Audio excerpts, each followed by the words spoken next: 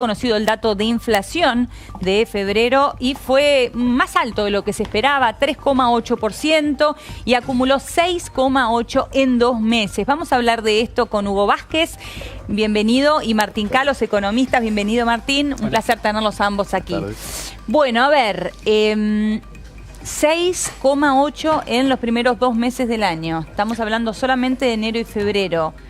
Sí, en realidad el mercado descontaba que la inflación de febrero iba a estar en estos niveles. Esperaba entre 3,7 y 4% para febrero. La verdad es que para el primer bimestre del año es un dato realmente complejo, pero lo cierto es que parte de esto se explica por el impulso que generan los precios, el aumento de precios regulados, el aumento de tarifas que están en la órbita de la regulación del gobierno nacional, que de alguna manera impulsa... Hablamos de gas, gas, ¿no? Luz, todo lo que es servicios públicos domiciliarios y transporte. Te sumó mucho en los últimos 2 meses de este año que comienza el transporte que está subiendo en estos últimos días. Claro, bueno, de hecho, justamente hace un ratito con nuestro compañero Juan Pablo Zanotto contábamos los nuevos aumentos que se vienen, y uno también lo primero que piensa es en el mes de marzo, que también se espera que el número de alto, ¿no? De cerca del 3%. Totalmente. Este mes también se habría agregado carnes con un importante aumento que te impulsa también todo lo que es alimentos y bebidas, algunos artículos de higiene incluso. La lechuga dentro de los alimentos, ¿no? Como cosas que se destacaron, que aumentaron mucho, eso uno lo siente todos los días. Y efectivamente esto no termina, porque gas, por ejemplo, todavía falta el aumento de gas que vendría recién en abril, electricidad va a seguir subiendo, transporte va a seguir subiendo, agua va a seguir subiendo y tenemos más aumentos planificados en un montón de otros ítems, desde salud hasta aquellos peajes. Entonces, todo esto impacta fuerte en que los próximos meses son difíciles que baje muy rápido la inflación. Y esto es a propósito, el gobierno nacional lo ha hecho a propósito para intentar alejar los meses de más inflación de las elecciones. Y es eso decir, es un punto... la mayor carga estará al principio, en el primer trimestre. Y al final, porque también hay aumentos que van a pasar de octubre, a después de las elecciones. Se han concentrado los aumentos de los regulados, de los precios regulados, en los primeros meses del año. Esto ya es así, afirmativamente. Ahora, más allá de esta estrategia que pueda existir en materia electoral, obviamente creo que es el principal objetivo de cualquier gobierno, tratar de bajar la inflación. Algo que está costando más de lo que se creía. ¿Por qué cuesta tanto bajar la inflación en la Argentina? Hay un mix de razones.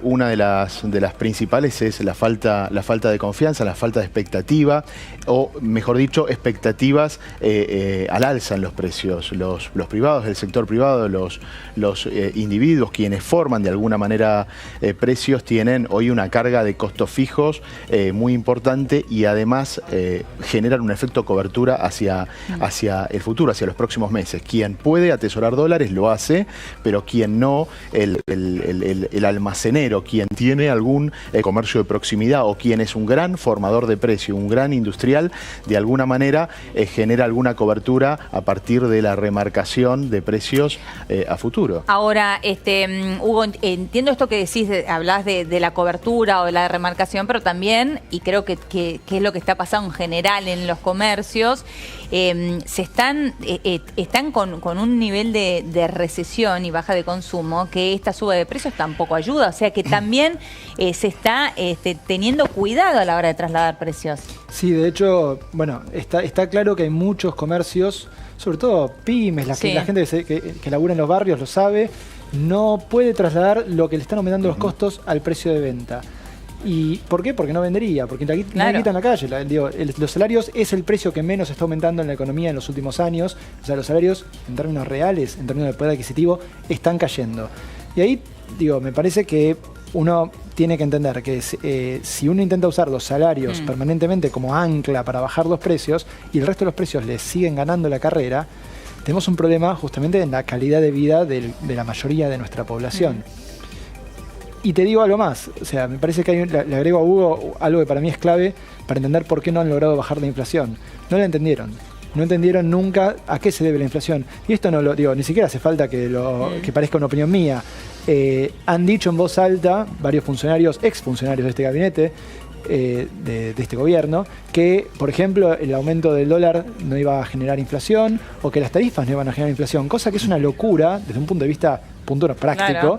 Punto dos, desde un montón de teorías económicas que lo avalan. Pero coincido. Creo que hay una ceguera, una miopía ideológica ahí que le ha impedido a este gobierno entender que solo con la política monetaria y encima aplicada con muchos problemas, no iban a poder bajar la inflación con la velocidad con la que quieren. Política monetaria que no viene resultando. Realmente pasamos de un esquema de metas de inflación que de alguna manera fracasa para pasar a agregados monetarios que tampoco termina controlando la inflación.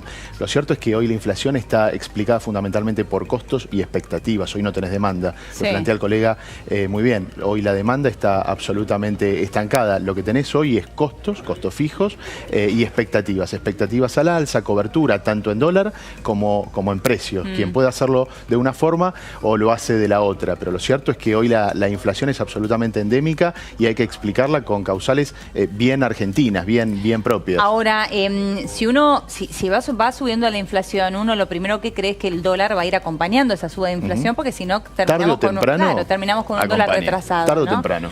Es decir, que es de esperar que estos vaivenes que hemos tenido estos días continúen con el dólar. A ver, hace pocas horas Sandeleris, el presidente del Banco Central, salió a hacer declaraciones planteando justamente que el tipo de cambio real, que es la comparación entre inflación y dólar, es competitivo, está bien, está en un valor razonable para la historia de la nación. Es cierto, absolutamente. El tipo de cambio está en términos competitivos, pero lo cierto es que toda la sociedad, cuando ve que la inflación aumenta mes a mes en el orden del 3 o 3 y pico %, lo cierto es que hay una expectativa a la devaluación. Eso genera una demanda minorista muy fuerte. Pensá que en enero de este año hubo formación de activos externos o fuga de divisas, compra del público inversor de todos nosotros por 2.000 millones de dólares. El anuncio de Duhovne de la mañana de hoy plantea la venta de 9.300 millones a lo largo de todo el año para contener el dólar. En enero del 19, se fueron tan solo en enero 2.000 millones. ¿Y en qué se fueron esos 2.000 millones? Compras minoristas por parte de tanto empresas como individuos que atesoran, que sacan del sistema financiero dólares por un efecto cobertura para evitar... Es decir, agarran sus pesos, compran transforman dólares. Pesos, depósitos a plazo, aquel que esté bancarizado, el que no lo hace en el mercado informal, en el mercado del blue, o empresas que dolarizan, sus carteras, sus depósitos en el sistema.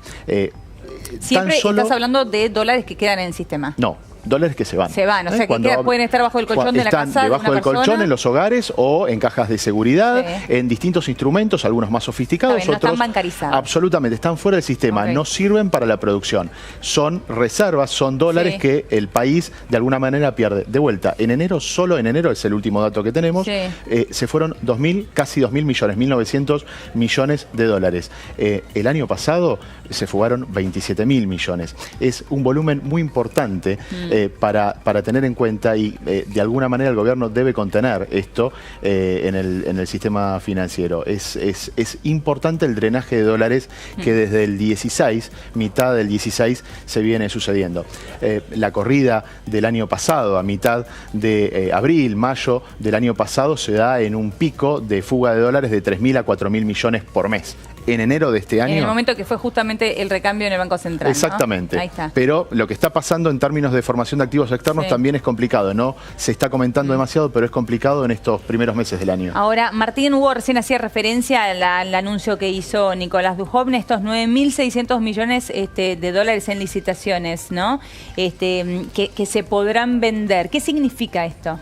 En verdad es un anuncio ya hecho. Están reanunciando lo que se sabía, que estaba acordado con el fondo, que en algún momento hubiera ventas diarias de dólares.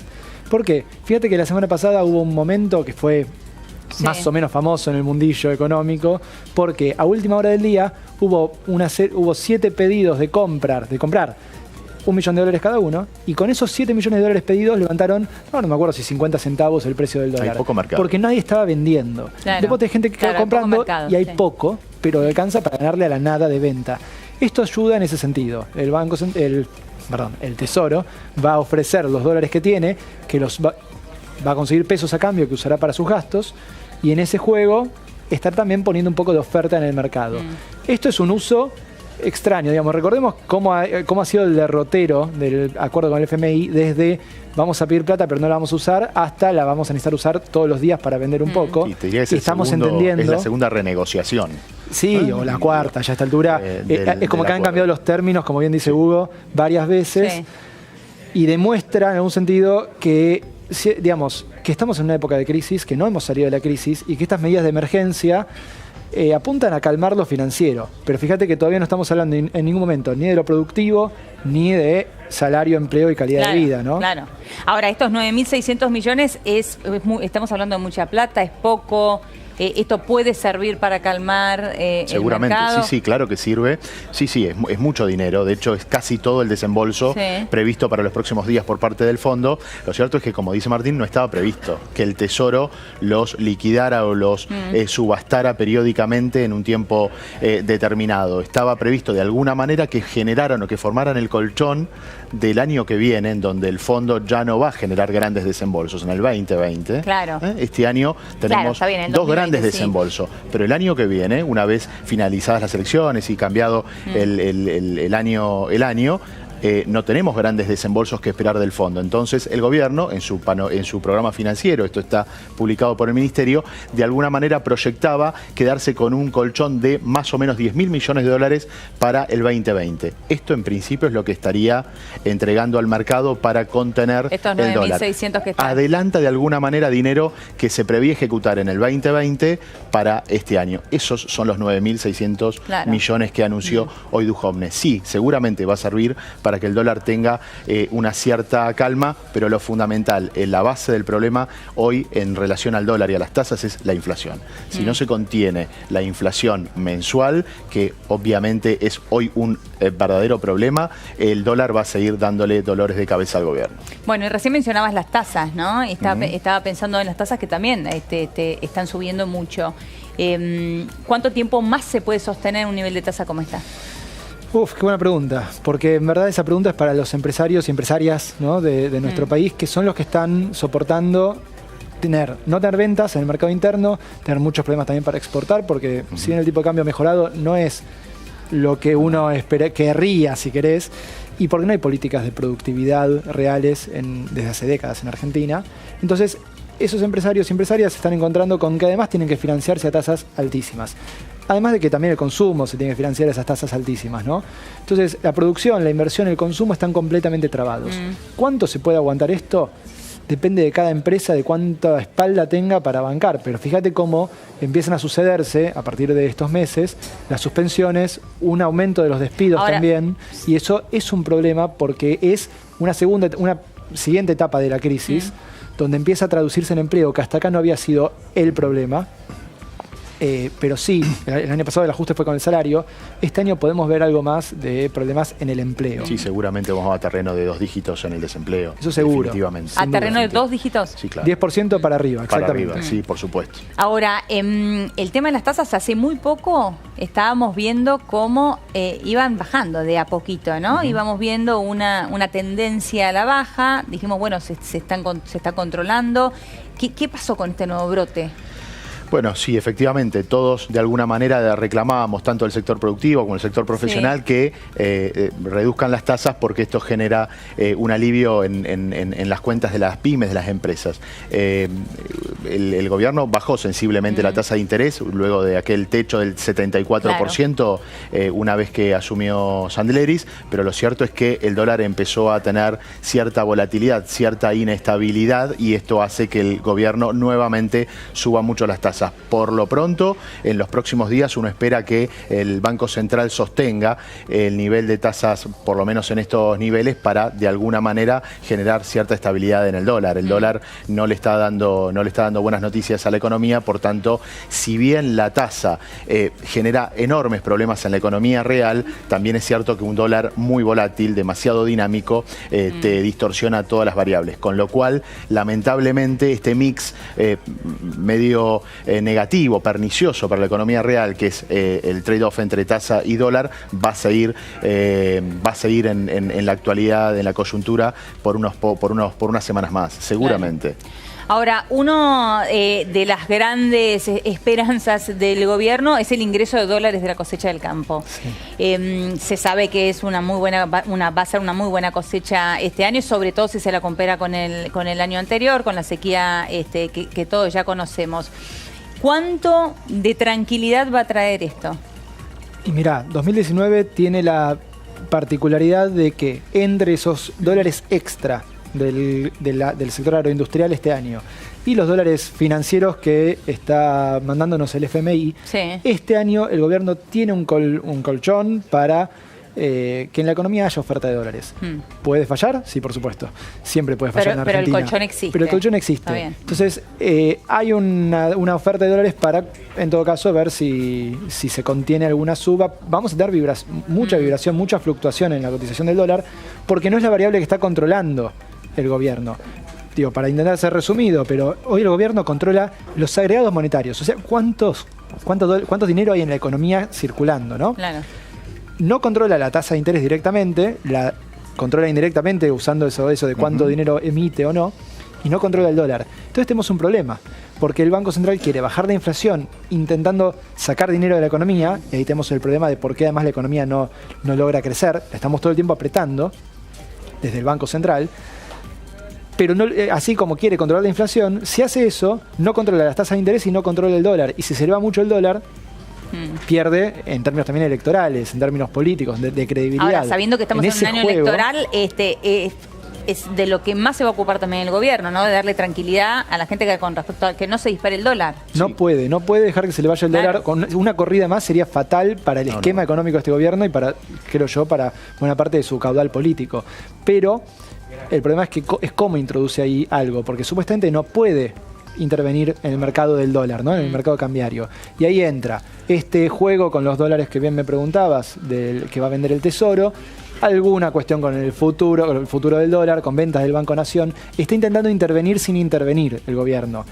Y es un problema porque mete ruido en un esquema que tiene que ser claro justamente para estabilizar después de la crisis que estamos teniendo, ¿no? Sí, hasta acá el FMI, en el acuerdo firmado con el gobierno, de alguna manera formaba parte del acuerdo la prohibición de que el Banco Central interviniera activamente en el mercado de dólar. Sí. Es decir, no podía ni comprar ni vender por fuera de la zona de no intervención. Una banda un tanto extensa, muy ¿no? extensa, con una brecha muy alta. Hoy el anuncio de política económica es que esto de alguna manera cambia en forma indirecta con distintos instrumentos, pero el Tesoro, no el Banco Central, pero sí el Tesoro, va a utilizar, lo anunciaron activamente, a razón de 60 millones en subastas por día, dólares frescos al contado para poder de alguna manera ralentizar la suba del dólar si esto ocurre. En subastas, no en ventas directas. Pero lo cierto es que la política respecto al dólar hoy tiene un punto de inflexión en relación a lo que venía pasando. Hoy cambia. Hoy sí se interviene a partir del Tesoro en el mercado de cambios, cosa que no estaba pasando. Muy bien, han sido muy claros. Muchísimas gracias. Gracias, Hugo. Gracias, Martín.